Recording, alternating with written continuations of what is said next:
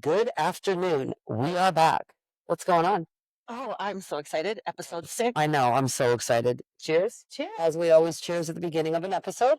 Of Number course. 6. Yeah, we're drinking our sangria for episode 6. We're going to start. I think I like starting the episodes with sangria because, I mean, if we start with wine, we're going to be rip roaring hammered the first hour we do this, and now it sucks. So, It's almost 5 o'clock. It's 4:12. So we're our edibles. Oh, did we? close enough. We forgot about that. Okay, so we did take our edibles. What did we take today? What were You they? gave us a 40 or something. They were the Are they the spins? spins. Yeah. Oh, so they come in different milligrams then. Yes. Okay. So yeah, we did not have any oil today. Nope. So far, we've only just had the spin, and it's feeling nice. It's nice and Spins are good. They make you nice and happy. You feel, spins are good. you feel fuzzy. You feel happy. I feel fantastic. I think it's a feeling I get every time I come to record. I'm just like, I Right? get so excited. I love recording day, and you'll see us wearing headphones today. We just want to make sure audio sounds good. So we're gonna test it today and see how it goes. And so far, so good. But I think it's going to be really good. Today, we're going to talk about the 90s because, oh my God, do I miss the 90s? What do you miss the most? Common sense. Do you know what I miss the most? Okay. I miss no social media. I was going to say no cell phone. I miss no cell phones. I miss not worrying about, like, even today. Do you know what I mean? Like, just the texting.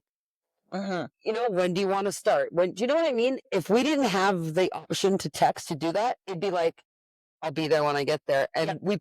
that's how, and we were fine with that then.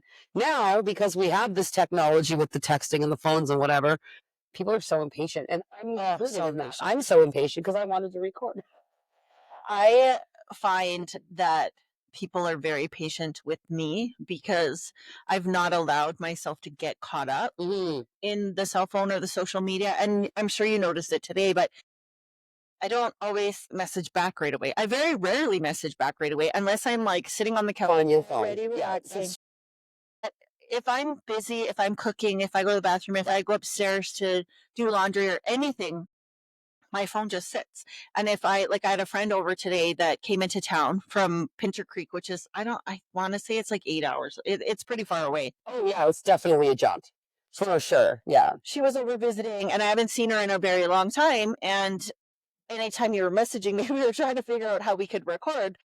It would take me probably at least half an hour to respond. I knew, though, that you were not going to respond right away because I do know that that's how she is, and I respect that. That's how she is with her phone when she's engaging with people. And I mean, really, at the end of the day, everybody should be that way and not on their phones when you're hanging out with friends and stuff like that.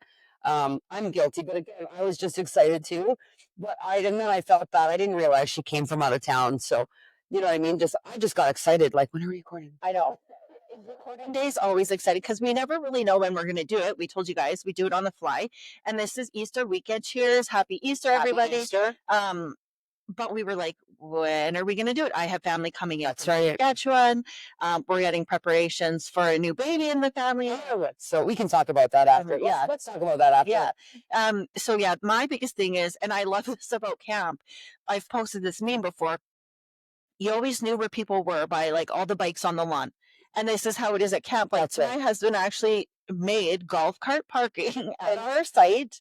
So at least 4 golf carts can sit side by side in a row, and then everyone knows, oh, they're all at Jen's. And then Emma buy for your husband a sign, of course. I know. because they love to buy each other presents. Yeah, I mean, we've talked about the bathroom, but it's super cute. Yeah, but that's how you know where everyone is, by all the golf carts on the lawn. That's right. And so, and I mean, it's it's like your place, my place, unless there's something going on. Yeah. It's funny because I was talking with a friend the other day about camp, and actually it was a friend of Haley's, and we're just talking about all the amenities that we have at camp and how it's so like kid friendly and all the parks and all the things. And you can let them go. Yeah. You know what I mean? It is like, in a sense, camp is kind of like the 90s. Yeah. Because everybody knows your kid. Everybody knows where your kid lives. Everybody knows basically where you live and who you belong to and who you hang out with. One way in, one way out. That's right. You know tons of camp moms, aunts, like it's just everyone looks out. for your kids. That's and right. it's like, You can let them go and you're not worried. the kids told me to tell you they're going to the airplane park, and we'll just like text. Yeah, yeah, it is. Exactly. And we did get that to have the 90s feeling, funny enough, because we lived in the city at the time. And I didn't trust, not that I don't trust my kids, I just didn't trust Anybody else. children going to the park at a young age. I never felt like they were potentially safe. And this is a worry that all moms have, but I have two girls, and the fear of kidnapping Yeah. has just Oh my always God. been a fear of mine. Like, it is a reality in today's world. And it's always really scared me until well, I mean, Haley's big enough now she could protect herself, but I've got this little beanpole daughter with blonde hair and blue eyes and curly beach Oh waves. boy. I'm like, yeah, you can't let that loose in the city. Dude, that's how I felt taking Billy to that concert this week. Okay. She had to have low rise jeans. So Billy's already like trending herself into the 90s, which I kind of think is cool. The outfit she came out wearing for the concert was literally, I said, you look like me in high school. Like, what the heck? This is crazy. I couldn't believe it.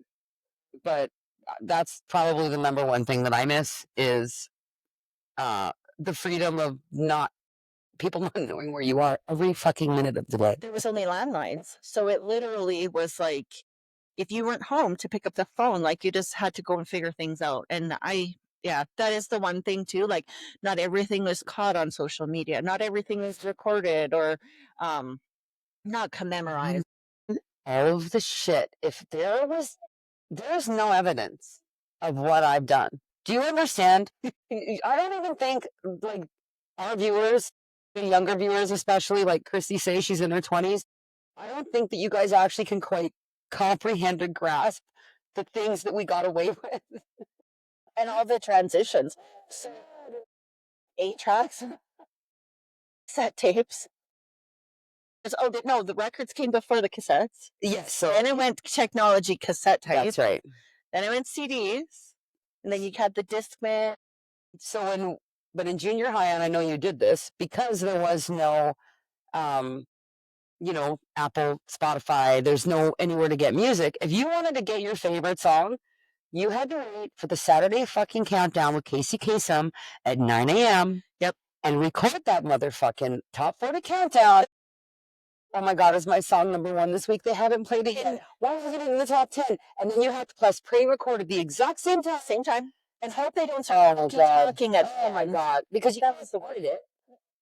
And here's the best part. I had a younger sister. You have siblings as well. They would come along and record over my tape with her shit. So do you know how you stop that? Do you remember? Having to take the clips on the top of the cassette, you pop them out. Yeah. Or you put tape on the top and then they can't record over your shit. That's how I got my favorite songs. If I wanted Straight Up by Paula Abdul, okay, in 1989, I had to press play and record at the same time, and then I'd be pissed. What do you mean she's only at #3? This song should be #1 this week. Hello? What the fuck? Remember my sister, she had a single CD. So Oh my God. a CD, a record. And it was Tiffany. And we had, I think that was the only song on it. Maybe it might have had two, maybe. I'm pretty sure it just had the one over and over and over and over and over and over. What were those little records that were this big? Those were the singles. But they were called something, and you had to put that thing in the middle of the record player to hold it. They were called.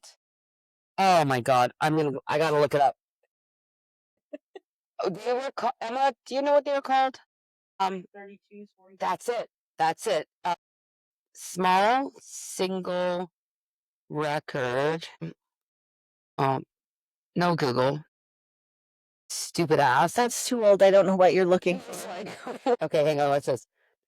What are those little records called from the 80s that you had to put the thing in the middle of the record player? That's the technical term. The thing in the middle. 45. There we go. 45. It only went 45 RPMs a minute. This is that why it's called 45? That thing. Probably. Do you remember? So I had a 45 of Janet Jackson's Let's Wait a While. And Culture Club. And I do believe I had Michael Jackson on 45 as well. And then we go on next to after cassette tape, we go into CD, right? Back in started in grade. What do you think? When did CDs first come? Let's do a little. I should have Googled this before. Good question. Yes. What's your guess for the first CD? I'm going to Google it right now. First year of CD. 3.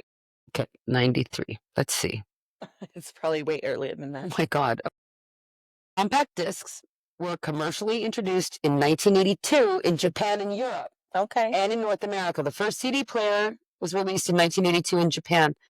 How about in North America? I thought it said in North America in the first that sentence that you read, didn't it? It did.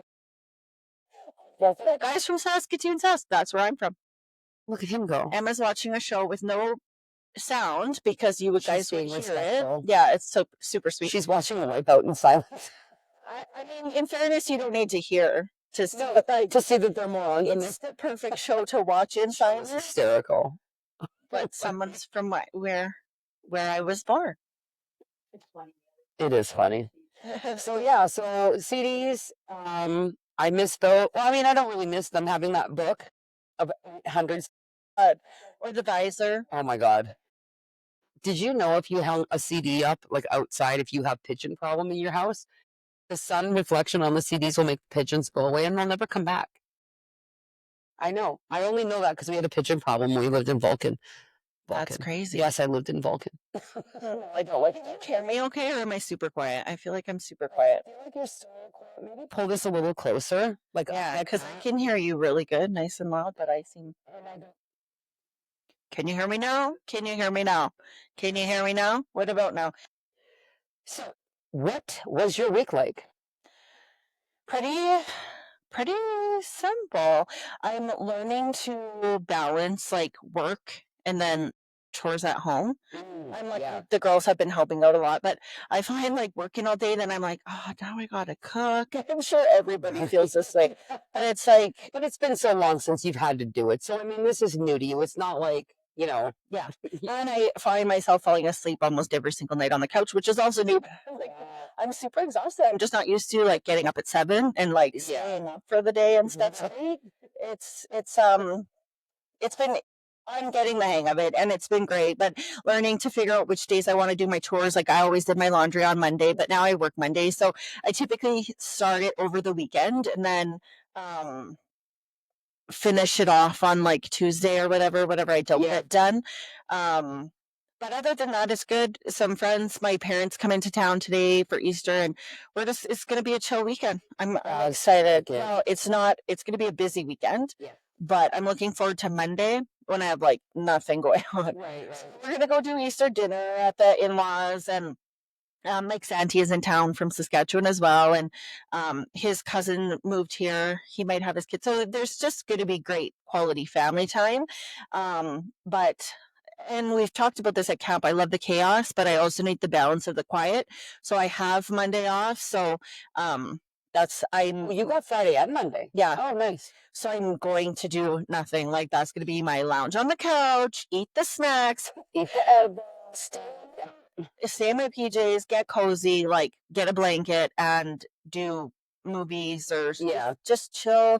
I probably do laundry and like simple things like that, but nothing extraordinary. You had an awesome week though. Went to a concert.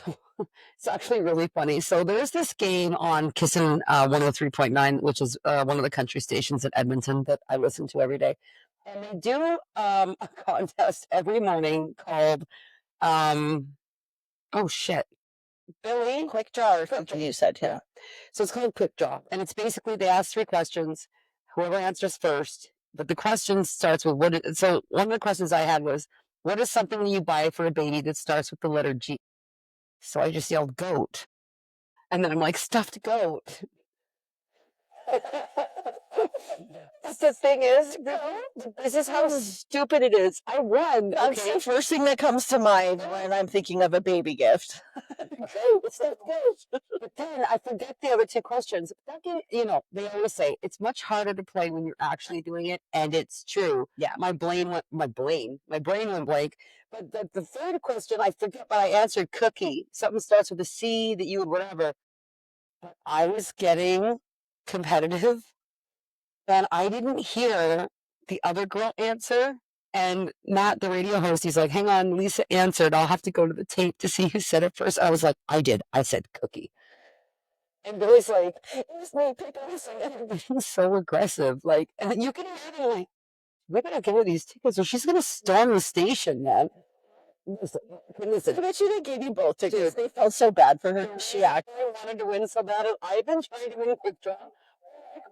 5 years. I can never get through to this contest, and I always thought I would win it. I didn't realize I was going to be aggressively like, oh yeah, it's okay. Like, looked at me like, Mama, calm down. Like, it's okay. I'm like, I didn't. No. Okay, I guess she won. So we won tickets to Brett Young. Brett Young is a country artist, not quite big enough for Rogers Place or anything like that. So he's at the Jubilee Auditorium in Edmonton there, and it was amazing. And he was so good live, and just You guys look super cute. it was so much fun. And Billy and I's thing is concerts, and I love it so much. We went out and we had some wings before, and we hang out, and it's become like our thing. Our next concert is Lainey Wilson in August. Oh, that's awesome. I'm so fucking excited for. But we're going to Calgary to the Saddle Dome for it instead of Rogers Place because it's cheaper at the Dome because the Dome's a dome. Yes. That being said, I'm going to defend what I just said. Calgary's my home and I love it, and it's still like the most beautiful city. It has her heart. The Dome. The Dome is a dome. It was built in like 1982 for the Flames. You know what I mean? I forget. Anyway, it's old as fuck. It's falling apart, but it's my dome. I saw my first concert there. Actually, we're going to talk about that today. It was Bon Jovi in Skid Row. That's way better than me. Take a guess. Okay, hang on. What year? What year? I don't even know. Were you junior high or high school? See, I'm from Saskatchewan. We didn't have junior high. What? Nope. So you just go K to 12? No. You go kindergarten to grade 8 and then 9 to 12. Ontario does the same thing. Yeah. So all these people that went to junior high, I was so jealous because I was like, I didn't ever get a junior high experience. I see why they do it because you should never have grade 9s with grade 12s, but you're always going to have that contrast in ages. Yeah, absolutely. And I partied with all the grade 12s, so it totally was fine for me. Yeah, because why wouldn't we? Right? So it was, I would have been in elementary school for sure. Okay, so you went in the 80s. It would have been in the 90s. Okay, so you went with a friend? Yes. Was it at a big venue or a small venue? Yeah, it would have been at the Saskatoon where the Blades play, like the Coliseum. Okay. All right, let's think. What was Jen's first concert? In theory, our generation, their first concert should have been New Kids on the Block. I saw New Kids on the Block in my 30s. Okay, I never ever did. I never went to New Kids, even when they were like way up there. Yeah. At least step by step, like. No, I did not do New Kids. Okay. And I was before Backstreet Boys, like the New Kids. We grew up with the New Kids, right? No, I don't even know to Saskatoon. So, shut up, MC Hammer. Oh my goodness, that is like he did across the stage. I wish I would have seen MC Hammer. That guy's fucking MC Hammer.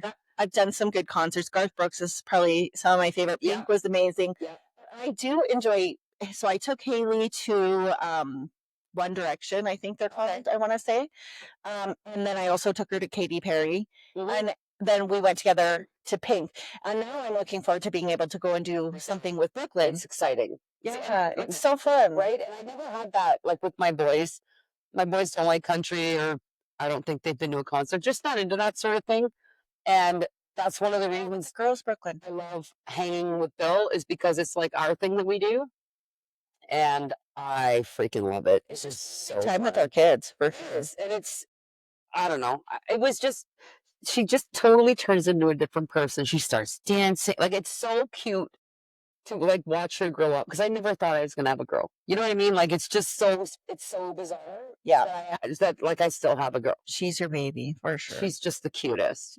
Like, oh my god, MC Hammer. So yeah, I saw Bon Jovi Skid Row. Then I saw Janet Jackson Black Cat tour. That would have been cool. Like 1989, 1990. Yeah, Bon Jovi was my catalyst for my love of concerts for sure.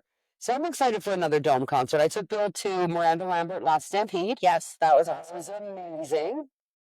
As summer, we went to Luke Combs, and the cool thing is that camp is only 45 minutes out of Edmonton, and so that does not stop us from attending events. Oh, yeah, we still do. We also don't miss camp. So we go from camp to, well, we actually did the park and ride out of St. Albert, so that we could have a couple drinks while we were there, and then before we drove home. For Luke Combs. Yeah, We did. Oh my god, that was such a fun concert. Black flies, guys, if you don't drink black flies, can be the death of you because they're 7%ers. The liquor store in town has them on sale for $9.99 right now. Only one brand, though. No, all of their brands. All of their black fly brands on sale for $10 Because the one in Gibbons had just the Miami Vice pack. The rest were all regular price. Oh, maybe I looked at the floor. Well, I didn't have my glasses on. It might have just been me. And I did the same thing for Pink. Like, I'll go to camp, spend the weekend at camp, come in for the concert, go back after the concert. Like, I just get special permission because our key cards only work during certain times. This is what I love. It's very safe and secure there. Yeah. But they're also very flexible. So I'm like, hey, I'm going to this concert. Can you extend the time on my key card? Yeah, no problem, Jen. Like, it's just all the way around. I love our camp. And I'm so excited because it's 2 weeks. Oh my God, Jen. I cannot. You guys are going to get sick of us talking about it, but we're going to talk camp wheels, how to plan for camp. That's right. We'll do a whole camp episode. And you don't have to have a lake lot or anything to do any of the things that we're doing. If you have a camping trip planned for the summer, you can take any of the things that we're saying regarding the meals and planning and stuff like that. If you're going for a week and you're pulling up to the mountains, Banff or Rockies or whatever. We have tips and tricks. Oh yeah, just even going to the beach for the day. Or like when Sandra's in town and we go hang out with them. Those are fun. I hope you guys. So fun, Sandra and Kyle. Yeah. Oh my God, they are so fun. So yeah, we're going to be recording from camp in 2 weeks. Yeah. So maybe that could be our first like a whole camp episode. What do we do? How do we prepare for it? What kind of meals do we have planned? What we're going to be walking into. I mean, we've been there all winter. Oh my God. Fingers crossed, no mice. No mice. That's like the biggest, like, pray, please. Please. These are there being mice in our trailer. So in our tent trailer, never. We never had a problem. And even the tips for not having mice. Do you do ground sheets? Do you do the Irish ring? So it has to be the green one. It can't be any of the other scents. Like it's Mike cuts it into chunks. Yeah, throw it everywhere. Tent trailer, never. Our trailer that we bought, I think it was might have been the first year, it might have been the second year. I went in and there was a mouse. I was like, it gives me heebie-jeebies. The one in my tent. So there was no sign of it when I got there. There was a trail of the perimeter. But of course, because mice can, I don't know if they don't have skeleton. Anyways, they can shrink their bodies down to like fucking weird. Under even the slightest little piece of your door frame. Like they can shrink themselves to the size to get into the places they want to go. Yeah. So he did the perimeter, of course, in my cupboards and shit. And I that's why we have vacuums and stuff out there right away, right? You can like have the dust buster. There's your dust buster. But that's my biggest like pray every single time. And we have friends, like I've even had Tennille and her husband were out and they sent a picture of the trailer. They probably did the same for you and Kev. Like we have people that'll go out once in a while through the winter. The winter wiener roasts are fan-freaking-tastic. So fun. But you have to walk in, and where Jen's site is, they're walking in like a fucking kilometer and a half. Able to drive it. In the interior of the campground. Yeah. In the middle, we call it the Bermuda Triangle where they live because no one can ever find their place. The bear's getting to you before me. As long as someone else is further away, you're good. And that's right. Guys. If you're out in the ocean, as long as someone's further out, the shark's going to get them, right? That's right. Yeah, we can walk into ours, but even that's still a little bit of a jaunt. And they get a lot of snow out there. And I think Carrie, who does all the running every year, yeah, she was out there, I think, last weekend with a bunch of people, and she said it was still really wet, lots of snow. But I mean, after this week, it's been up to 20 a couple days. It's been beautiful. I hope everything's melted. Last year, our grass was ruined from the moose and the deer taking their big old shits on it. So we had like 2 inches of big old fucking moose shits. We had patches of grass, like huge, like this big. Oh, like, so let's just hope they stayed off our lawn this year. No flooding. Ours dips down a bit. Mike put, I think, 3 dump loads of like just rock and in there to try and build it back up, because our fire pit would be like flooded, same thing, this much water, and it's not enjoyable at that point. It's like, hey, let me put on my rubber boots to go sit by the fire like this. Yeah. Oh, you mean right around where your fire pit is? Oh yeah, that would suck. Yeah. Ours, see, and that's why my dad built the gazebo off the ground, is because that back area, and we'll show this when we get out there, it floods up high. You could be, it's fucking annoying. And to you, okay, so my theory is I never, because everyone's like, put your snow shovels away, blah, blah, blah. And I'm like, we haven't passed Malin weekend. It's my fault that it snowed the last couple times. Even, I mean, I wore flip-flops today. Let's be real. We are Canadian, so there could still be snow on the ground, and we're wearing shorts and flip-flops. If it's like 0 or warmer, if the sun's out and we can feel heat of any kind, we are going to put on flip-flops. And the memes are real. Oh, it's real. Walking out in Canada is doing this. Yeah, it's 100%. Springtime, like springtime for us is +6 Celsius. Okay, not Fahrenheit. Yeah, Celsius. Exactly. So we count May 1st to the end of September.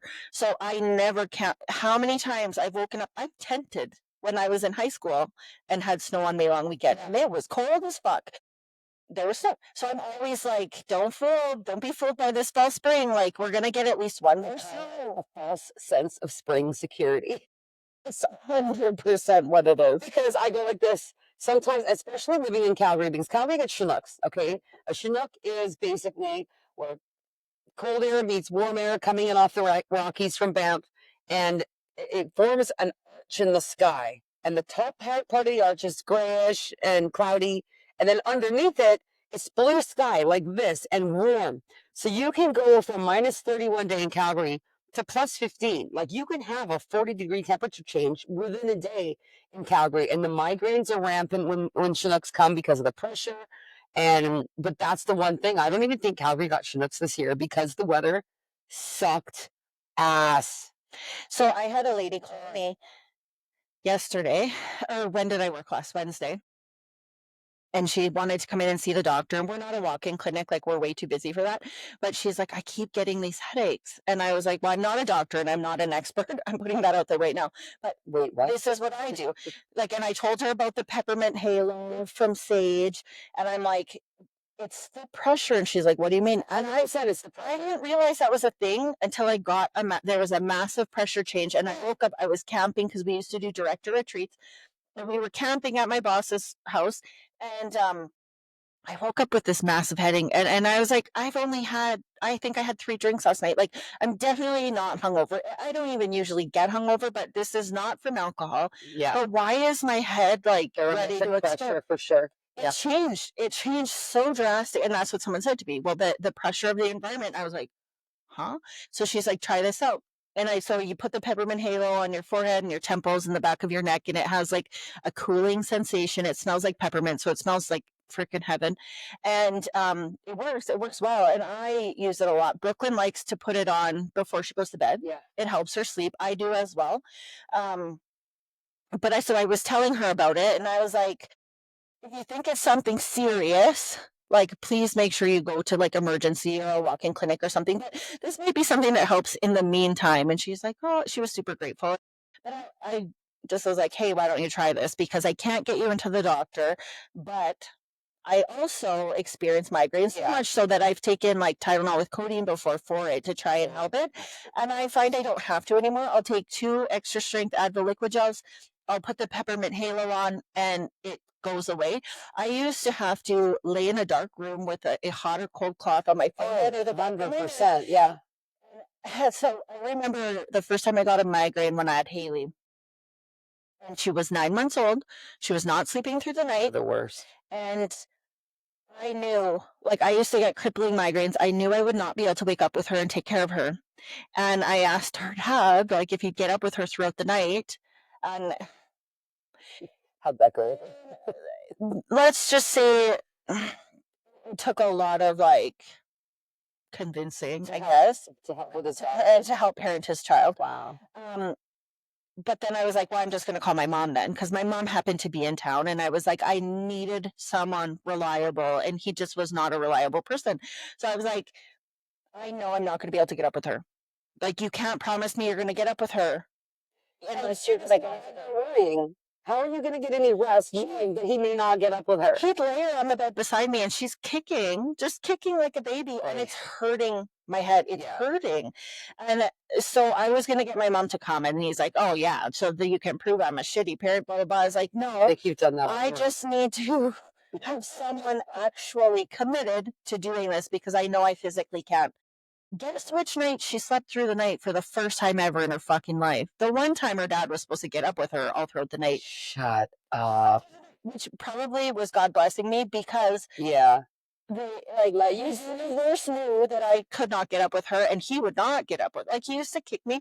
He'd roll over and like smash me in the face, smash me with his arm across the face, pretending he was sleeping to wake me up to hear the baby, to get up with the baby.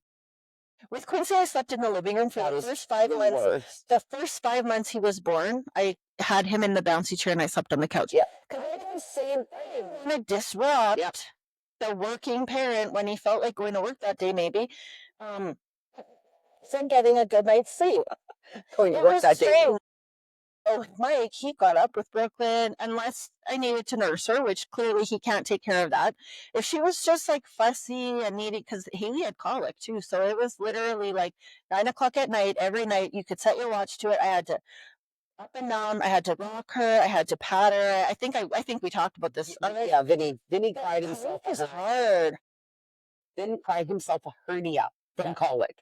Vinny cried so much that Kevin, their dad, would come home and I would be sitting in the kitchen on the floor, like in front of the cupboards, just crying. Mm-hmm. Max, because my boys are only 17 months apart. So Max is my toddler. He's running around and just the happiest baby on the planet. Oh my God, Max was so happy. He's actually kind of still the exact same kid, even though he's 27 now. But then, Lord Jesus, fuck. Vinny was not an easy baby. That kid cried constantly. I mean, constantly until he was big enough to get in his jolly jumper that Kevin put in the middle of the ceiling in the living room so that he would have a 20-foot radius to jump or 10-foot radius to spin and jump. It's the only time that kid didn't cry. Vinny, I love you, but fuck me, man. Yeah, that kid cried. So when he turned 7, now at this point, their dad and I are separated or divorced, and I go to put Vin in the tub. He's about 7, and I see a lump in his groin. I'm like, I poked it. And I said, does that hurt? He goes, not anymore. I said, dude, you didn't tell me when you have bumps that hurt. And places I don't look all the time because you are not a toddler anymore. You're 7. So I messaged his dad or called him because there's no texting then. It's like 2000. And I said, dude, you know Vinny has a hernia? He's like, no, he doesn't. I said, he most certainly fucking does. I'm not a doctor, but I know it. Sure, I take him to the doctor. Oh my God, it's huge. Yeah, I'm aware. I said, how did this happen? He's 7. She goes, did he have colic? I'm like, yeah. She goes, he cried himself a hernia. And when he was 7 and his little balls dropped, or whatever the process is, from the hernia. And I was shocked. And I'm not shitting you. The Children's Hospital in Calgary had him in there within 2 days and had it removed. That's how big this thing was. Good for them, though. That's how much he cried. Okay, so mamas out there, if you've got babies with colic, we understand. so fucking hard. And but it gets better. grew out of it. And honestly, Vinny grew out of it by the time he was like 4 or 5 months. It wasn't anything bad. But I mean, the amount of growth water I went through, and then you think about the oval drop. oh my God, those things don't even do anything. And if you even think about what our great grandparents did, here's some whiskey. Yeah, that worked. Do you know what I mean? And Because they just went to sleep. okay. I mean, it was the splash on the shooter, but yeah. Not today. I'm not condoning that, anyone, okay? I'm not condoning It's funny baby because, whiskey. like, my kids still do this where they'll like fall down and they'll pop up and they'll be like, "It's okay, mom, I'm not bleeding." I know. If you're not bleeding, you're not hurt. Well, do you know how I use it? That's exactly it. I would tell my boys. Because my boys were in the 90s. My boys were born in 97, 99. There's no social media, there's no phones, there's no nothing. That was my generation of kids that actually had to go outside and play. I'm grateful for that because they remember it. And that's why Max and Den, they actually big on social media. They're because they lived in a time before internet Yep. and social media. They know how to live without it. So that's exactly right. And I love that my boys were born before that. Because even now, if I try to get a hold of Vinny, he's, Mom, I don't look at that. I don't check. They don't care. Yeah. And I love that they don't care. Yeah, I me think too, it's actually. freaking awesome. You shouldn't rely on that stuff. And here's one thing too, because bullying has always happened. It's always happened. But at the end, I mean, I was bullied. I'd have people that waited in the catwalk to try and find me every time I walked home, and that was the only way I could go to walk home. It doesn't make sense. Jealousy, I hate maybe. I don't know. boys are mostly We could jealous. go home and get away from it. Whereas now you go home and it's blasted, like it's everywhere. That's right. They post that shit, then everyone's chiming in and making it worse. I can't imagine. I still remember Amanda Todd from BC, and she was the very first one that ever did the flip cards, like, and she committed suicide and she Yeah. drank bleach, and there was memes about it, like joking and shit. I'm like, this is actually scary and very serious because she accidentally, not accidentally, like she purposely showed her boobs, but to someone that she thought She was trusts her Yep. age, someone in school, and because of false profiles and stuff, like, don't ever assume. We see it all the time, catfishing, like watch Dr. Phil once a week. You know what I mean? But yeah, No, I sat Haley down and watched that video with her, and I was like, please don't. And it's funny because my husband, even now, we've been married 15, or we've been together 15 years, married for 10. And I have never once ever sent him like a boob shot or nothing. And he asks for it all the time. Of course, everyone does. And I trust him 1,000%. But once you put it out there, it's out there forever. You can never take it back. 100%. Absolutely. And listen, there's been shit. I make super, super bad decisions. Nobody's ever gonna accuse me of like making good. Emma, that's enough. She's laughing in the background. She's like, yeah, now it's Right? Sam. She knows that I admitted the fact that I. Oh, Emma said my truth serum is kicked in. I don't need a truth serum to know that I make badass decisions. Okay, I do. I can be really impulsive, but I also sometimes take too long to make my decision, and then I make the wrong decision, and that's what I do. I just I'm not good at like deciding on stuff. I wait too long or whatever. But anyways, I forget where I was going with that. I make bad decisions. But what were we talking about? Amanda Todd, like the internet. Oh, yeah, that's what I was gonna say. I have put stuff out there, sent Emma. You know, I've done shit. I'm sure. Do you know what I'm sure? But what I love though, I just never have. yeah, no, and that's freaking amazing, right? Yeah. Come I had a shower today. He's like, why didn't you face it? I never fucking would. You'd be screenshotting that shit like your thumbs would get sore because you'd be like, Oh, God. finally, I got a boob shot. He's saving it until he gets home on the 18th. And today's the 18th, and they're not coming home for probably another week. I'm so sad. But my Mike wasn't back till the end of May though. Yeah, so they finished this hole and they're just finishing it up. They can't move, they can't drive big trucks on the roads on the holidays. So they can't move over Easter, so they won't be home for Easter. But next week they'll start moving, and they asked Mike and Quincy both to stay. So they're staying in. Hopefully, they'll be back by next Friday, and then I don't know if and when. I hope they'll be here for our recording next week. Or at least And they should be here to open up camp. Thank God, because I'm gonna have. that's right. Yeah. So excited. And that would be great then, because if they are, then they'll be around when we record a count. Yeah, so you guys might hear Mike. We call him the Loch Ness Monster. And Andy, I usually call Bigfoot because, like, they're just because in the industry they work.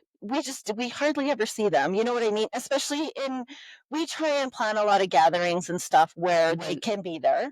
We want to do the paranormal circ that's coming to Edmonton, so we're going to try and find a date that works for everyone. But I miss out on so much. Emma, we're going to paranormal circ, by the way. I forgot to tell you. It's going to be fun.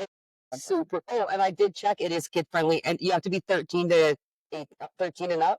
So Billy can go. I did want to check though, because I was seeing like some people were posting. I'm like, yeah. So paranormal circ. If anybody's gone to it, let us know in some comments, or just reach out to us and let us know how it is. We were gonna go last year, and then it slipped away from us. We just never got the tickets, and then like with Edmonton, but we never missed Edmonton. Never. Hello. I think this will be our 6th year. I want to say. We're gonna do it on a weekend, honey, so that you're available, and we want to do it when Mike and Q are here as well. Hopefully, I don't know how long it goes for. Yeah, so we'll have to figure it out. Until the end of May, so we might have to do it end of May when they come back. Wait, are they going to still come back on the same day? I don't know. I have no idea. It's all up in the air. I guess we'll just see what the boys get. Beauty, the beauty. I don't really want to say it's beauty, but that's the oil industry. You never assume things because they could tell you they're coming home today and they might not come home today. And then it's funny because when I was pregnant with Brooklyn, I found out I was pregnant, and Mike, I wanted to tell him in person. That's the thing, you tell your partner in person.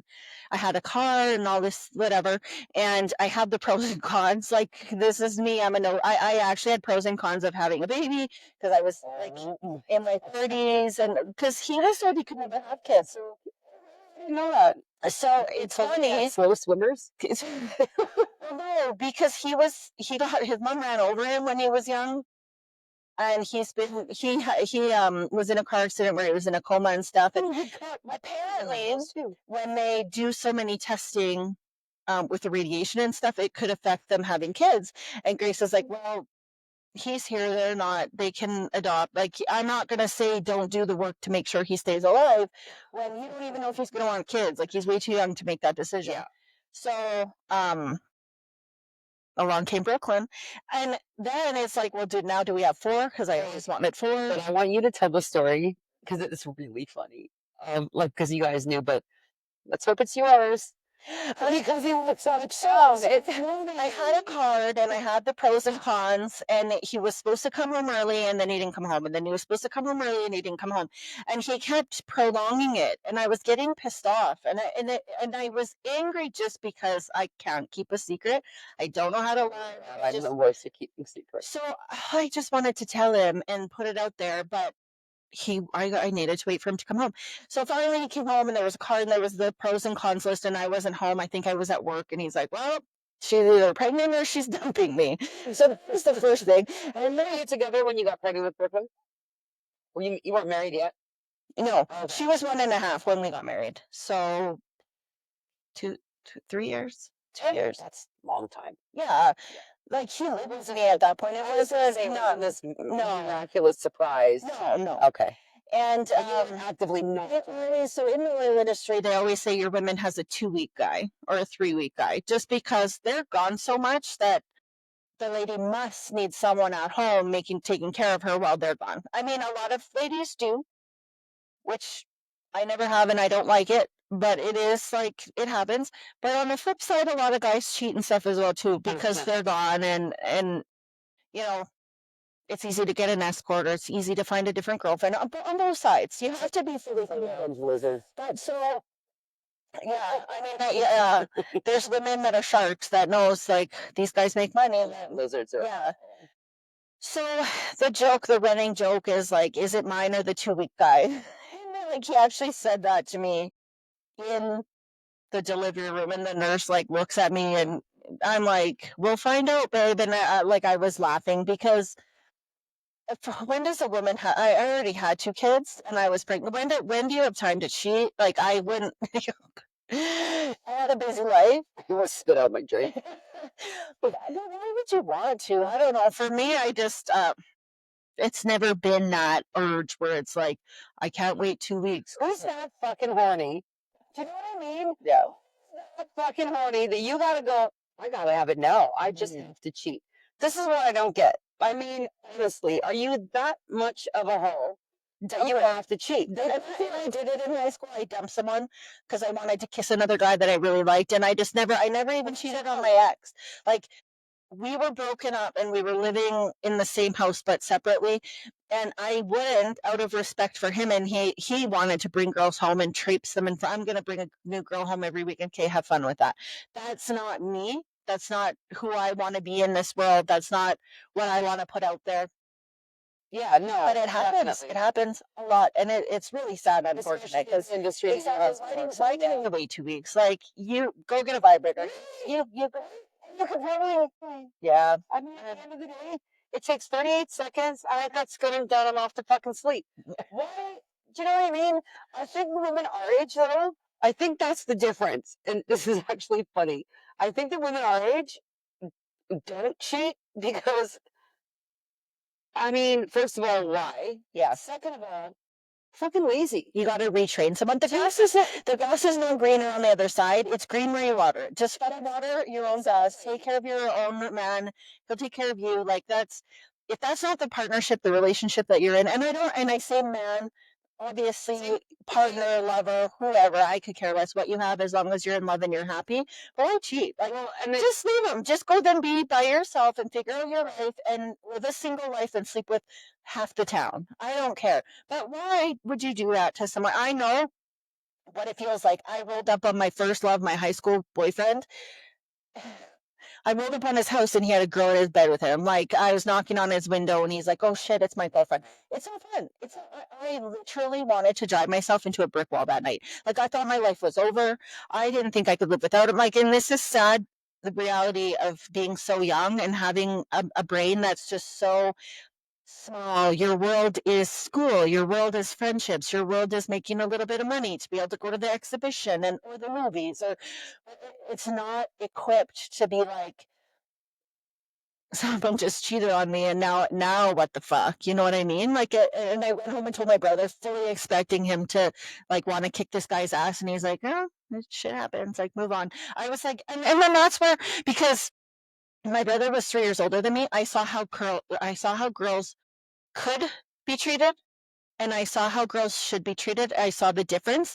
I saw how they treated women, and some of them, like one of them, every guy had a birthday. Every single weekend was someone's birthday because then she'd buy drinks for the whole crew. You know what I mean? And then one of the boys was like, "I'll take one for the team. I'll sleep with her because we're all getting drinks." Like, girls should not be treated that way, but if you allow them to, they will. And this is the thing, and I found this even in my bad relationship. They're going to do as much as you allow them to do. So, like, when they break down the front door and tell you it's your fault because you didn't hear the fucking doorbell, maybe open your eyes a little bit. Like, are you allowing it? Because now that rubber band is stretched just a little bit further and it doesn't come back. And once it's stretched out, it doesn't come back in shape. So, don't allow the shit that you're not willing to put up with, because once you do it once, it's going to be expected. Yeah. You can't let anybody. It's taken me a long time to learn that too. I mean, I've been shit on. I had my first boyfriend. It's actually a funny story. I don't even know if I've told you this. My first boyfriend, who has since been murdered. Oh, no, you did not tell me this. Billy was like 6 months old. I was making her dinner, and we lived in Falcon. I'm watching global news back when I watched the news.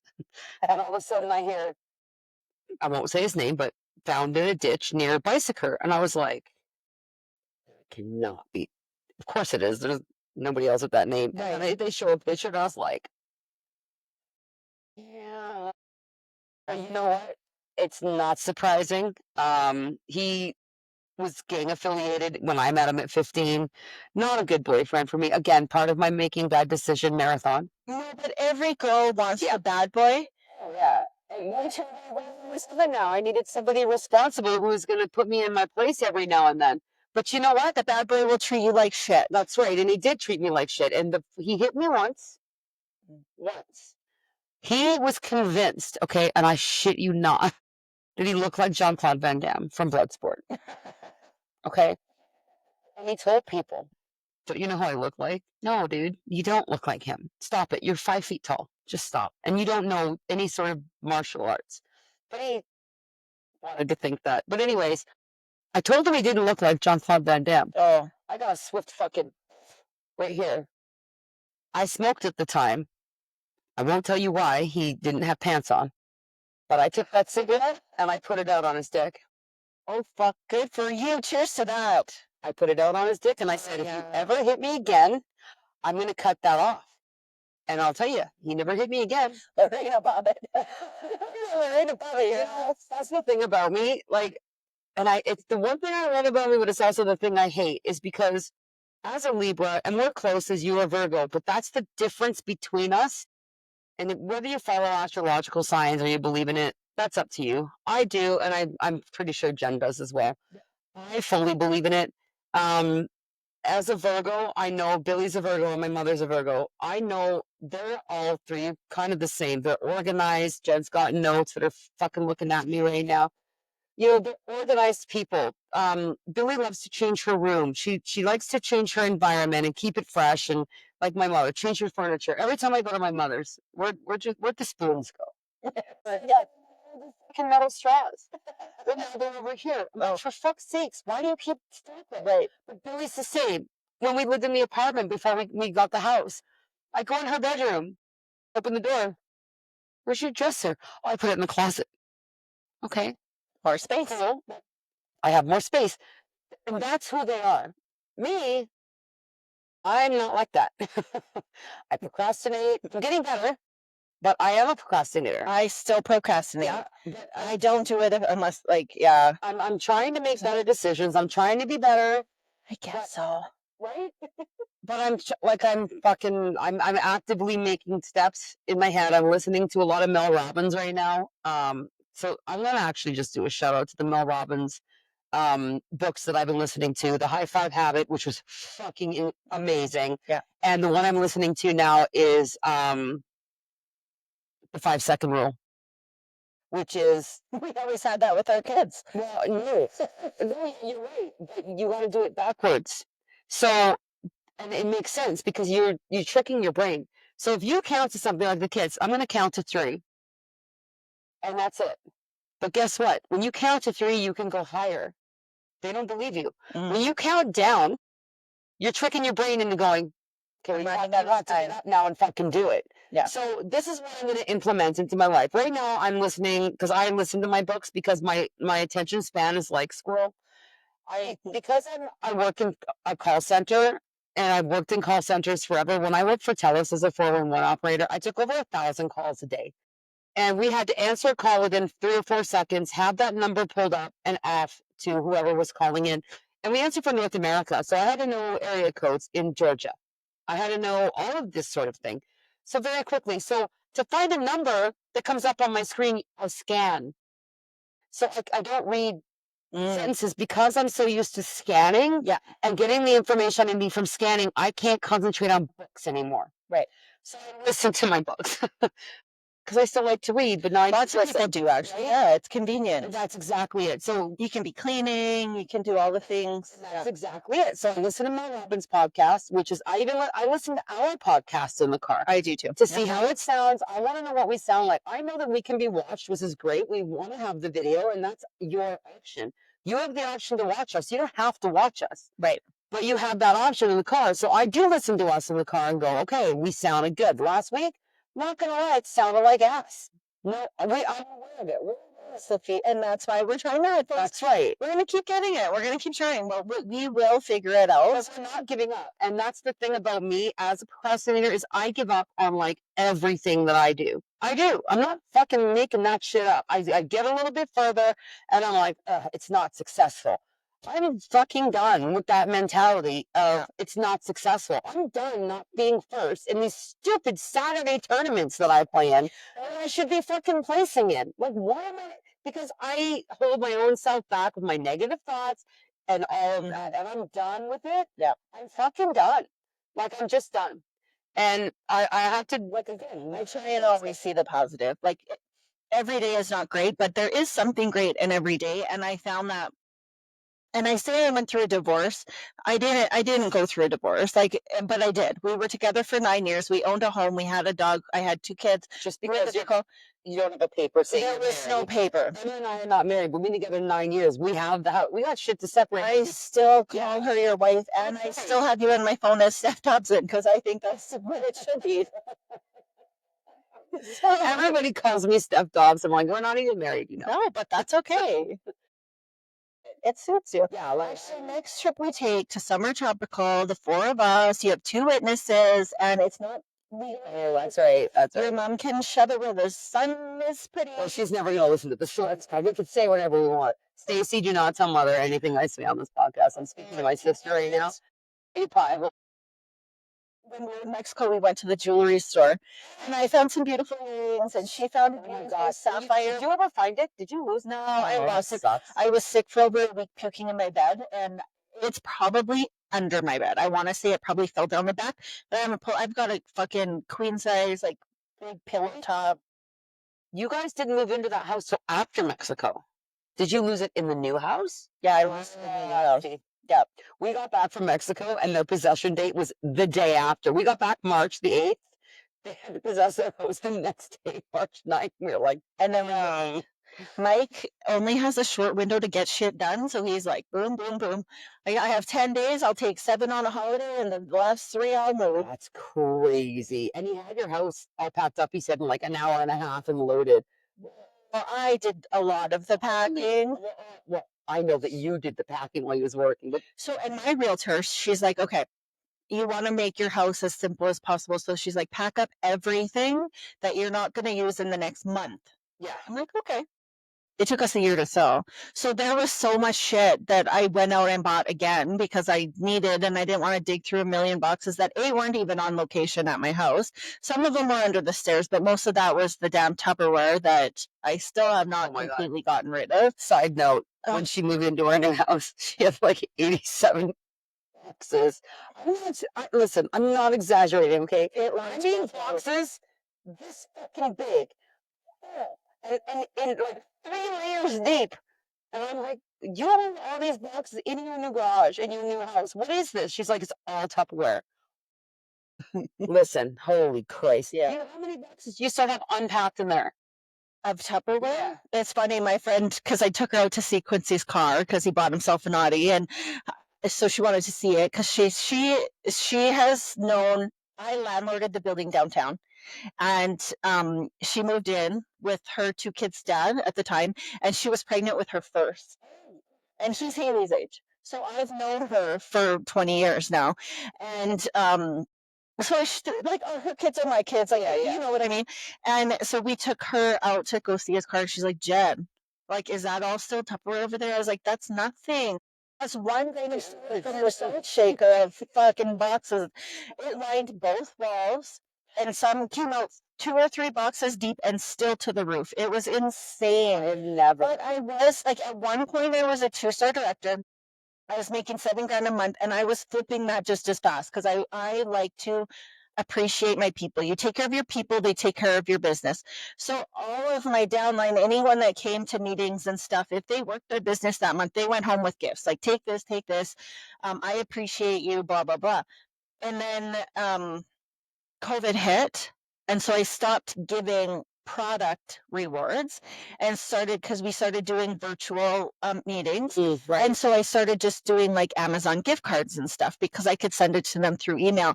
But then when you're that high of a level, you often get a bunch of free stuff or really cheap stuff. You get things called samples, and it's like the new sales that are coming out so that you can show it and display it at parties and things like that. So, and then I broke my ankle. So I literally was just like dumping shit. And you give a brief description on how that ankle got broken? because it is So first of all, she did notice the boxes, and she was like, One "What's second. ahead?" I want to pause this for a Yeah. minute. I have to. See, I gotta tilt my glasses. Perfect. Okay, so I want to hear Is about I mean, yeah, good. Okay. it. Actually sounds really good. Okay. So Do the it. Let's hear it. the broken ankle. You So the guys. first time I ever broke my ankle, I was in my 40s. Crazy enough, because kids break stuff all the time. Not me. We're on the golf cart. We go to a site. My sister-in-law at the time was driving. I'm not going to name names, but like I honestly, I don't even care. This is not like there's no finger That's pointing. right. There's no blaming. Like she knows I love her to death. Accidents happen, and it was a freak bizarre accident. This is so crazy. So she's driving. My mom's in the passenger seat. We go to her site for something, and I'm on the back with my niece. And my niece never sits on the back of me because she's just small and she always wants to sit up front with mom who's driving, blah blah blah. And so I'm so excited. I squeeze right into her, and I'm like snuggling her. I'm like, yeah, on the back. And they have this long ass driveway, like their campsite. You had to drive all the way in to be able to get to the trailer. Is it the same site as? Yeah. Okay. Yeah. So where she's backing up, and the golf cart's not backing up straight, it's turning. And what do you do when you're about to hit something? Fucking hit the brakes or hit the gas. Well, yeah, so I'm like, "No, no, no, no," and I'm like yelling, but like, golf carts have that noise when you put it in reverse. So no one could hear me. I guess they heard me at my campsite, which is way up the road. They heard me yelling, but no one else. So I put my legs out to like stop us from hitting the car because she was backing right into her vehicle. And I was like, "No, no, no," and I like put my legs out, Oh my god. fucking dummy. And I'm like, and I hear it crunch and I feel it trapped. And now I'm yelling and no sound is coming out. And this is the second time it's happened to me when I've got so severely hurt that I lost my voice trying to scream because I was in so much pain. I pinched my fingers in the tent trailer. You know, when you put the tent trailer down and you got to clamp it. I was pushing in the canvas and No. like Stop. pulled it down and clamped it shut on my hands. And I'm like I'm trying to say ow, and I'm trying to like get his attention, and he doesn't see me. And then one of the kids look up and they're like, "Oh my god, mom!" And he looks up and he's like, "Holy fuck, babe!" He like opens up the clamp, like he clamped it down on my hands. Same thing though. It's weird when you go into something so tragic, like Well, you don't you go into shock. I was gonna say you go into shock. Yeah. So I knew it was broken. And of course, she felt so bad. And I was like, thank God it was my niece. Like, that's the only thing that came to my mind is I'm glad it was me because her little brittle legs, like, I can't imagine. Also, rubber. She probably would have healed really fast. Those bones would have probably fused back together in a week and a half. Right. So then, yeah, we go to my site and I'm on the back. And so did you know at this point it was broken? I knew it was broken. Oh, okay. It's true when they say, is it like wonky, like when you see like a cartoon character? Because so when your ankle has two like ankle bones like a horseshoe, and the main ankle is in there, and that's what like kind of keeps it in place and stuff, right? Both sides of my ankle broke, like both sides. So it was like off to the side. It was kind of dangling off the hinge kind of thing. Just kind of. I knew it was broken, and like people would touch up on my thigh, and it would shoot pain everywhere. Like so, I knew right away.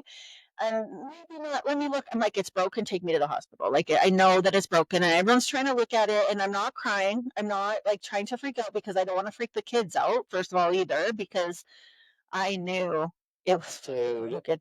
And so we go to the hospital. He's like, he said it's not sprained, but it might be broken. Is what he said. Usually, when something shaped like that, it's probably broken. He rammed it into like a 45-degree splint, gave me 2 pain pills, sent me home, and said, come back at 9 a.m. because that's when the x-ray technicians come into work. Where the hell were you? Were you in Stony? No, Barhead. I almost went to Stony, but Barhead is small and intimate. I thought it would be better. I probably should. I would have went to Barhead as well. I don't think he wanted to deal with me. I don't think he wanted to. Yeah, like this lady's ankle's crushed in 90 places. I don't want to have to deal with. Yeah. So I was like, well, first of all, they had to call a doctor in to come and see me because they didn't have a doctor on. And then when he came in, then he's like, well, I don't want to call the x-ray techs in unless it's like an emergency. I'm like, is this not an emergency? You know, like a vehicle emergency. And I almost said it was a vehicle emergency, but then I was like, well, no, it's not really. And I don't want to put that out there that it was any kind of vehicle injury. Like, yeah, I got crushed between the golf cart and the car. They had to scrape this fucking. My God, dude. That's where my ankle got dragged and crushed. And this is where I always say there's something good in the day. I was working, hustling, working my ass off, and it allowed me to slow life down. It allowed me to humble myself and allow people to help me.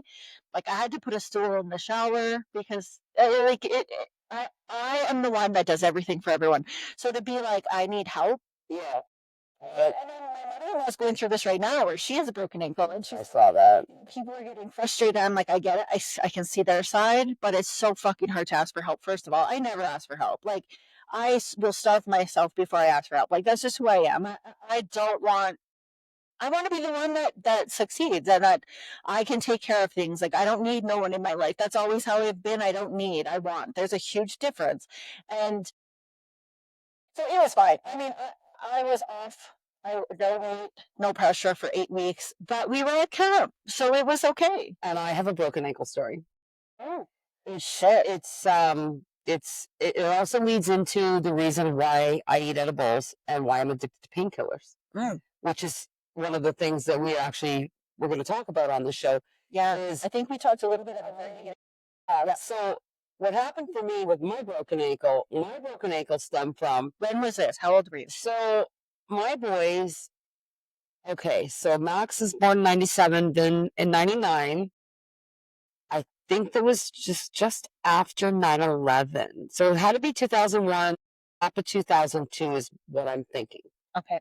I went into the hospital for a routine ERCP. And what an ERCP is Never heard of it. they put you, I have severe abdominal issues. Like I've got psoriasis, I've got gut issues, I've got autoimmune diseases.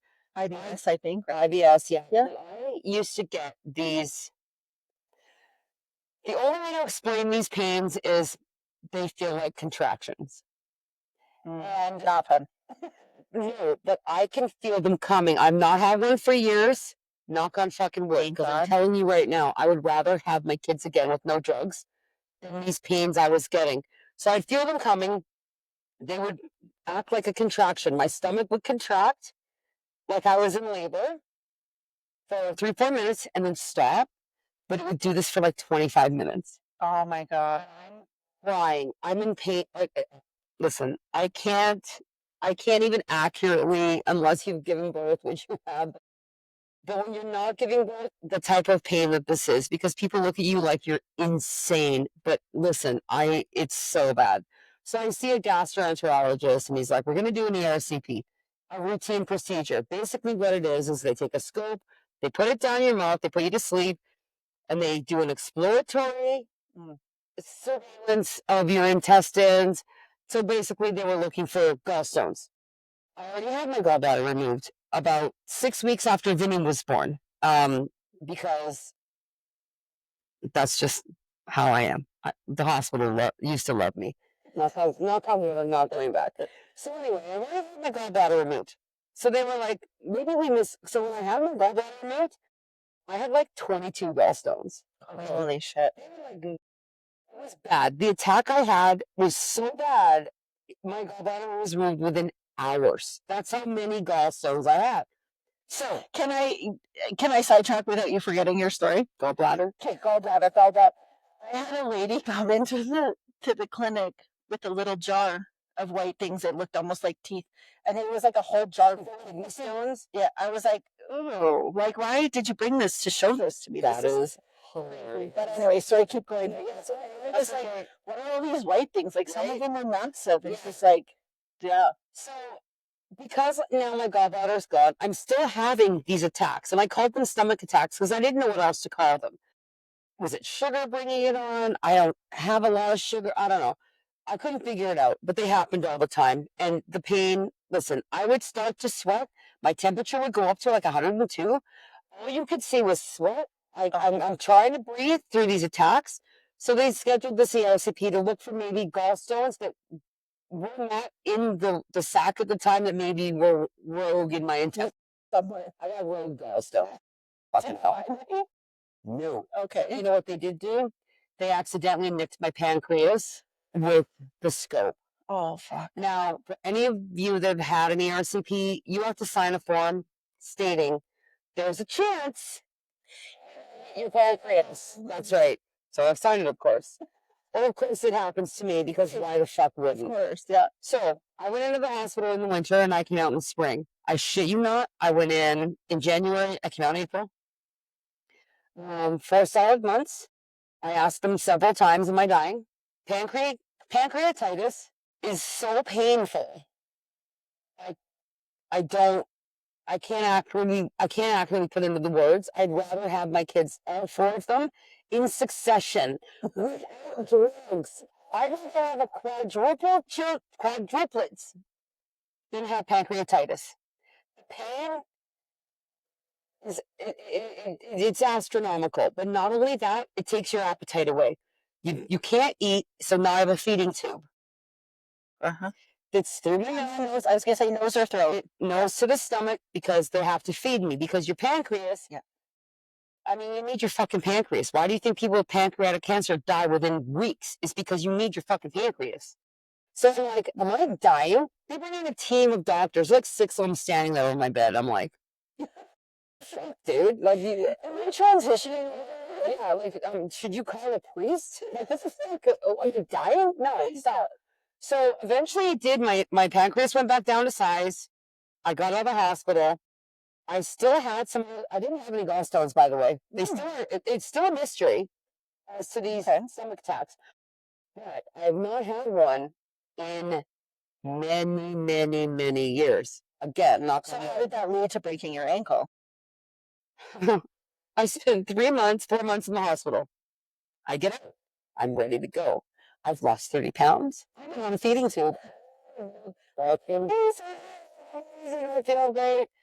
My girlfriend at the time had my car. She was working. I let her take my car, and she needed me to pick up her dry cleaning.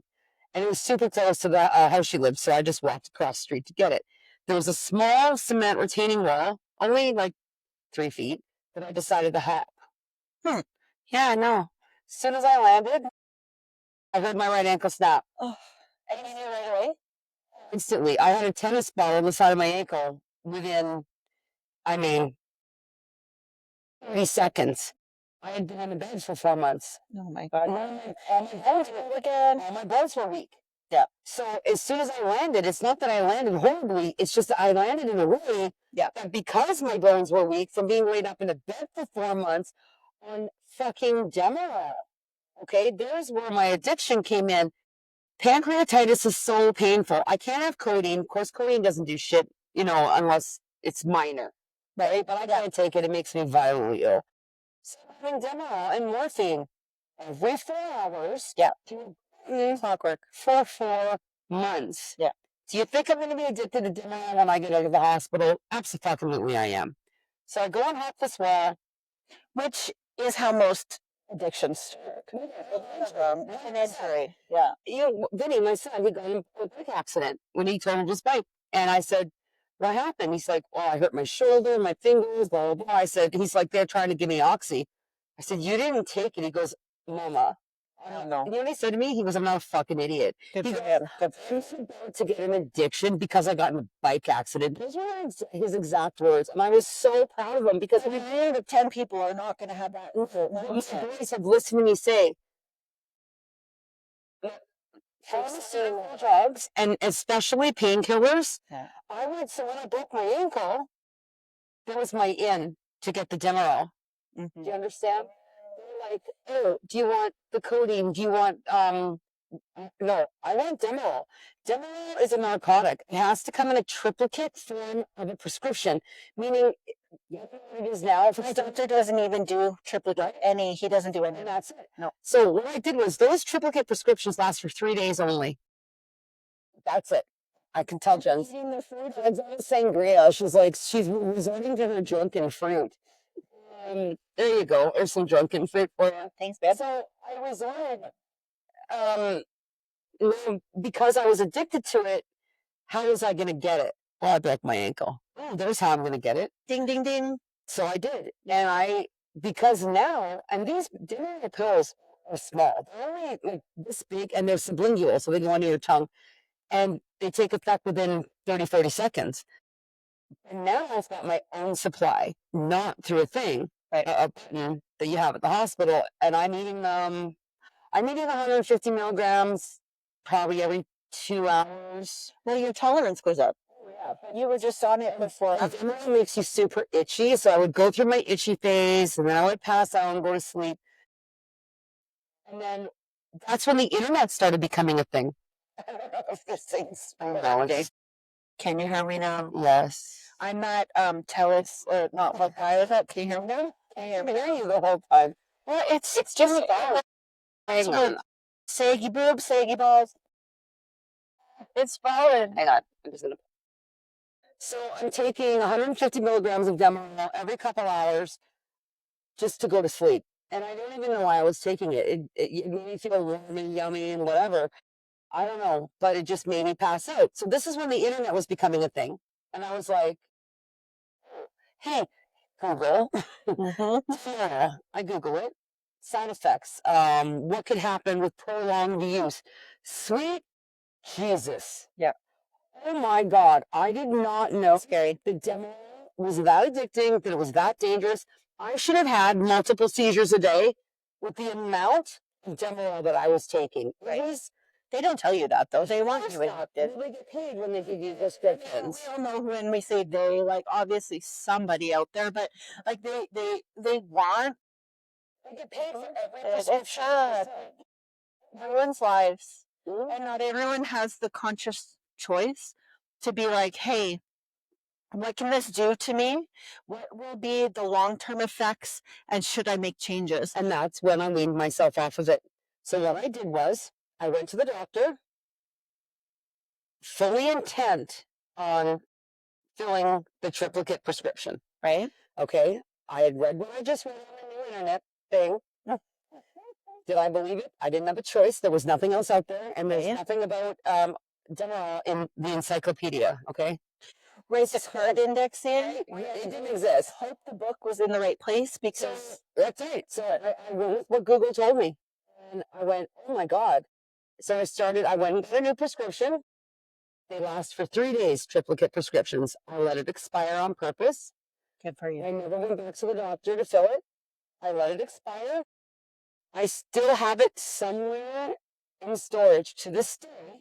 You should frame it A triplicate prescription that I let expire on purpose. to find myself that I have an addiction to painkillers. Right. Now, it doesn't matter I haven't taken Demerol since 2001 and it's 2025. I'm still an addict to painkillers. Mm-hmm.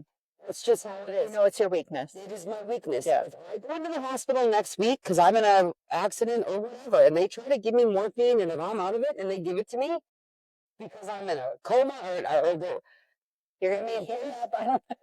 I tell you what's gonna happen. I'm gonna have to wean myself off of all of that again. I quit smoking by weaning myself, cold turkey.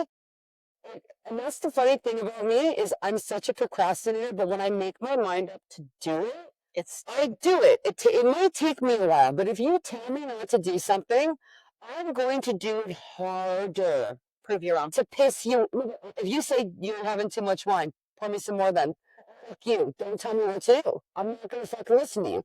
I will stop drinking as much wine when I want to stop drinking as much. Do you know what I mean? Yeah. That's why you didn't remember me for how many.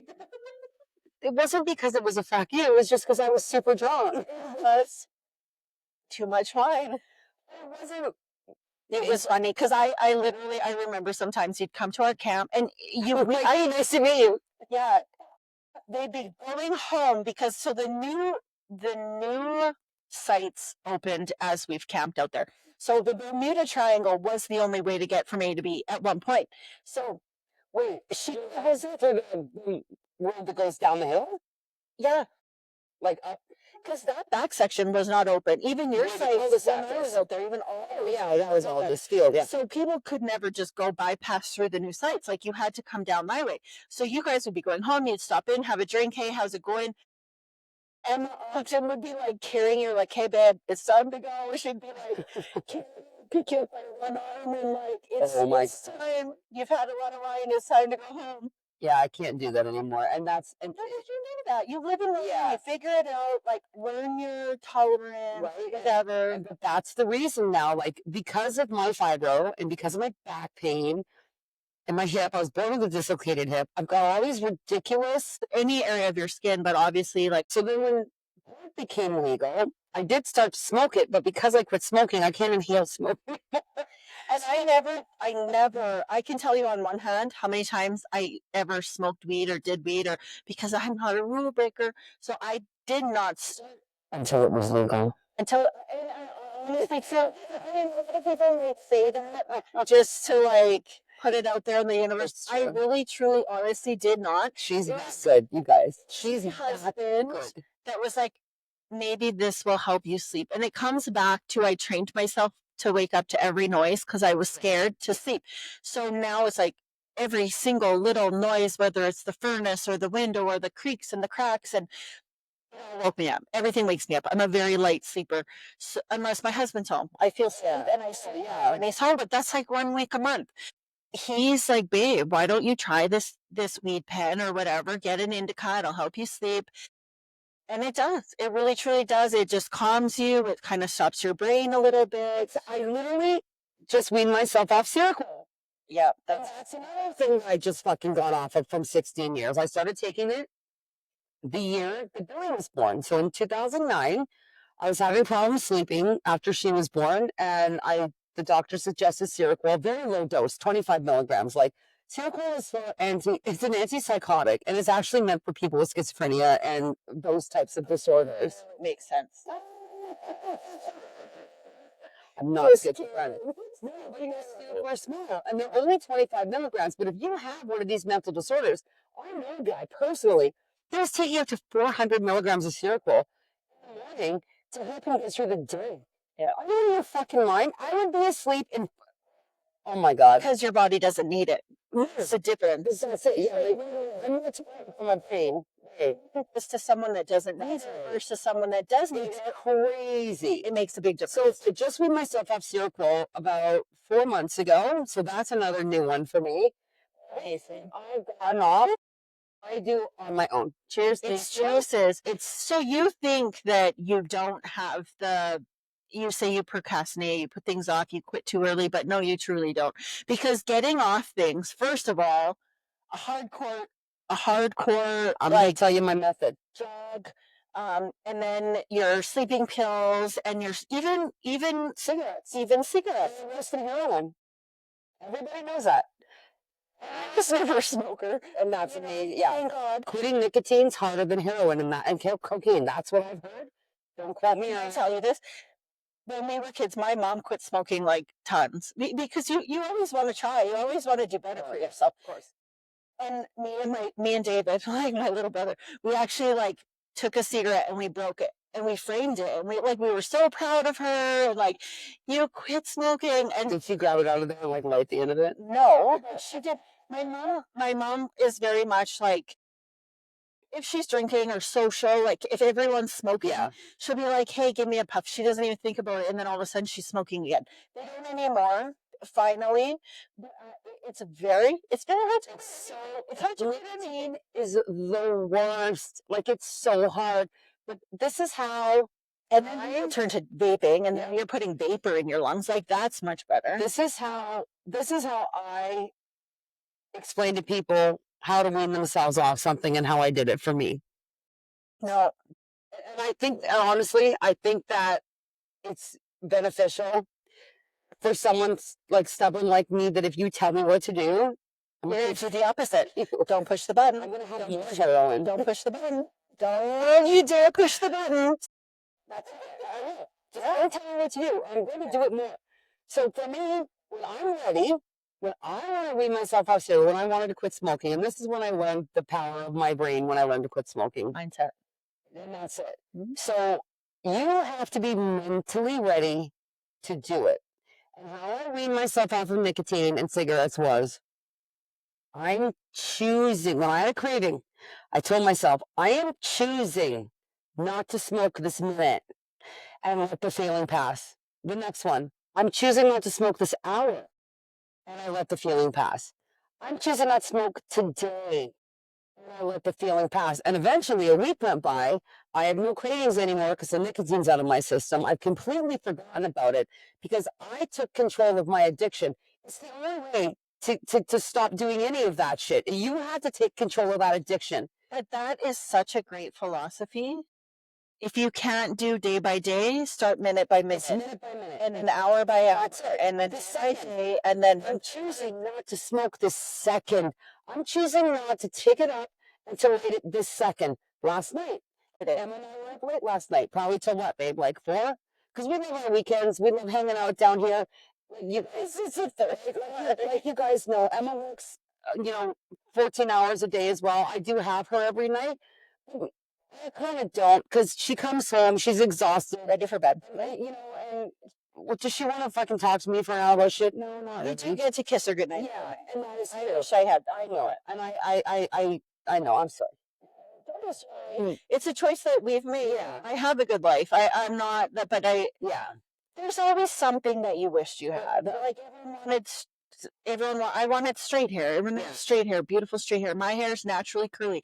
I don't have a choice. Right. Like this, I showered and put some mousse in there and a little bit of hairspray. That's how it comes. Yeah. Like it's perfect. It goes right back into like last night though when we went to bed. I'd been taking Seroquel to sleep. So now I take the oil, which is here. Actually, we should probably have some. Let's do it. I'm going to tell you a funny story about this in a second.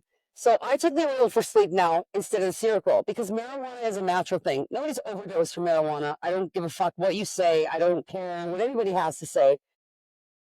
It's not possible. You can still be productive.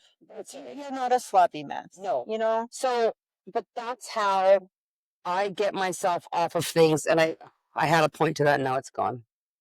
I hate that. But minute by minute, hour by hour, minute by minute, hour by hour. It. And honestly, That's hard. it is. It's very hard. And Conscious you can choice. go to rehab and you can do all these things. I look, I didn't need to go to rehab for my addiction to Demerol.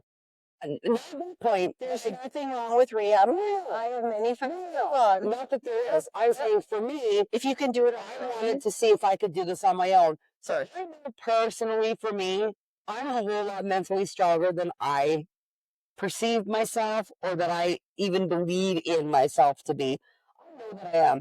I read myself on some pretty fucking horrific pharmaceutical drugs, okay?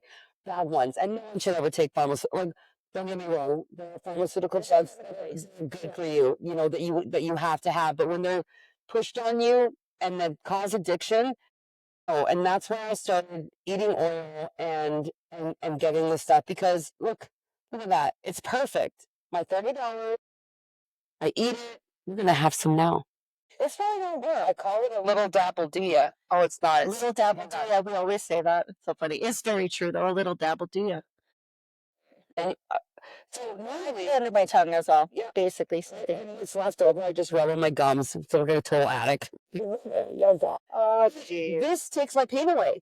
So why would I not have this teeny tiny tab of little oil to take my pain away instead of eating these horrific pills? Like last night, that's where I was going. It was late. Yeah, and I was like 4 a.m.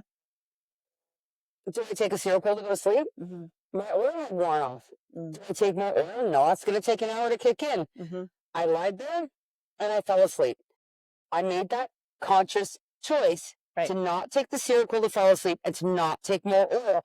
And that's really all it is. I mean, I'm not saying it's not easy to beat any of these addictions. I say you do it works for you. Yeah. I'm just saying for me, I like to do things quietly and privately. Mm-hmm. And I'll tell you later, hey, I don't take that anymore. Oh my God, really? When did you do that? Because that's actually what Haley did. When she was vaping, she didn't tell anyone for weeks. And all of a sudden she's like, I haven't vaped in a month. And everyone's like, holy shit, you're right. You haven't. Like, good for you. You didn't notice. And she did that on purpose. Yeah. Because it's her way of going, I'm doing it for me. When I didn't vape, I didn't tell anyone about him either. I to make sure it worked out before I told people. I didn't introduce Emma to my kids for a fucking 3 months. Mike's the only one that ever met my kids. And even then I was nervous and I was like, don't touch me, don't sit beside me. Like I needed to see how he interacted with my kids. That's what I said. Yeah. Because if you can't get along with my kids, this won't work out. No, it doesn't matter. And that's just me. Everyone has their own choices, their own philosophies. But for me, my kids are my life, they're my world. And like, okay, there are kids that try and pit their parents against each other, get them divorced, whatever. But my kids were just never like that. And kids get so attached so fast, so early, so young. And then when all of a sudden something's not in their life, they don't understand. And I didn't ever want to do that to my kids. We're so insane. Things didn't work out with us. But I also was like, if you can't be good with my kids, things will never work between us because I'm perfectly content doing it all on my own and I'm happy doing it all on my own. But I really do like you and I really do want to make this work, but this is the next step. But don't touch me, don't sit beside me, don't hold my hand, don't kiss me. And he respected that. Like, I'm so grateful because Mike was always so good about things, but I don't want a revolving door of like I had friends that have had that where like they'd get kicked out because their mom has a new boyfriend. Yeah. I've got 5 dads. Yeah. It's like at one point they all were a dad in my life and they all came to her wedding and it's like, but did it have to be done that way? Like that's just me. That's my life choices. And I don't judge. And here's the biggest thing is whether you're addicted, whether you're not, whether you're this, that, like I'm not a judgmental person. I want to see the best in everyone. I want to hope that. Oh my God, me too. I really do try to see the best in people, but it's hard. I think at this point, where are we at, Jen? We are, oh shit, this is our longest one yet, an hour and a half. About 90 minutes. So, yeah, sorry guys. I think what we're going to do at this point, Jen, let's do a cheers to the end of this show. Eat something. Let's have something to eat, and then I think we should come back and actually, I'll just edit this up. This episode. And here, it was a great one. We want to look at the audio because we do have headphones on. That's just been our biggest feedback is that sometimes it gets hard to hear us. We hear you guys and we appreciate your thoughts and your opinions. We want to get better. And did you guys notice this last week when I was like, oh, we're on episode cuatro. Like, do you guys know Spanish? Cuatro is 4. Cinco is 5. Oh my God. And I watched it back and I was like, cuatro? Like, it's hilarious. I did not even. I even went to Spanish school. Like, how did your numbers are essential. Listen, thank you so much. We will give the Stay tuned. 7. 7. Siete. Rock and roll.